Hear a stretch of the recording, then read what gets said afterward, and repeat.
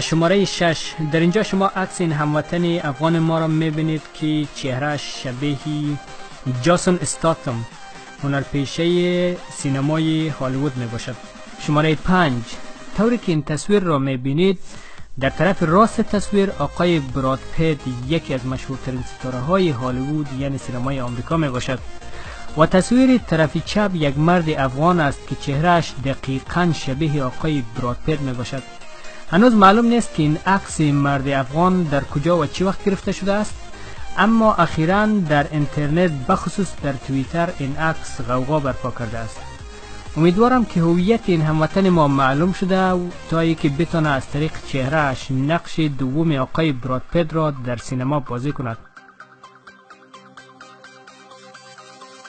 شماره 4. آریان خان. آریان خان یک آوازخوان و یک هنرپیشه فیلم نیز می باشد. او به عنوان مجری تلویزیون نیز کار کرده است، طوری که در سال 2008 برنامه میلیونر را در یک از تلویزیون های خصوصی پیش می برد. چهره آریان خان نیز تقریبا مشابه شاهرخ خان، هنرپیشه معروف بالیوود یعنی سینمای هندوستان است. شماره 3. نجم خان. نجم خان یک هنرپیشه 23 ساله افغان است که در کابل متولد شده، اما وی به سبب جنگ های داخلی به پاکستان مهاجرت میکنه و در اسلام آباد پاکستان زندگی میکرد. اما وقتی دوستانش به وی میگوید که چهره شبیه سلمان خان، هنرپیشه معروف هند است، سپس وی به هندوستان میرود. نجم خان در فیلم بجران بایجان نقش نوجوانی سلمان خان را بازی کرده است. شماره 2. عباس علیزاده یا بروسلی افغان. عباس علیزاده یک جوان رزمیکار در رشته های کنگفو و ووشو است.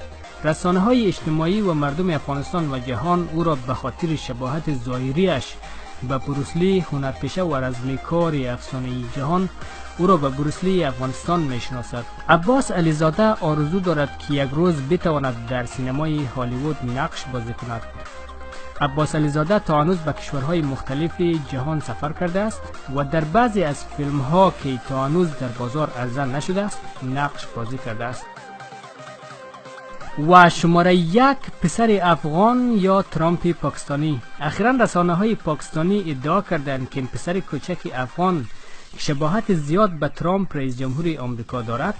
این تصویر را مربوط دوران خردسالی آقای ترامپ معرفی کند که در پاکستان متولد شده است، اما این ادعای پاکستانی ها دروغ برآمد و این عکس در سال 2009 در یک از ولایت های جنوبی افغانستان توسط یک عکاس افغان به نام مسعود حسینی گرفته شده است که تا هنوز هویت این طفل نیز مشخص نشده است.